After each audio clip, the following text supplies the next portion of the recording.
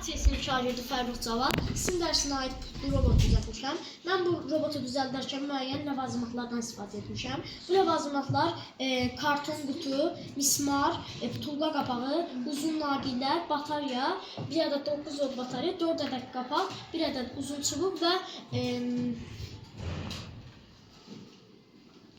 sarı DC motordan istifadə etmişəm.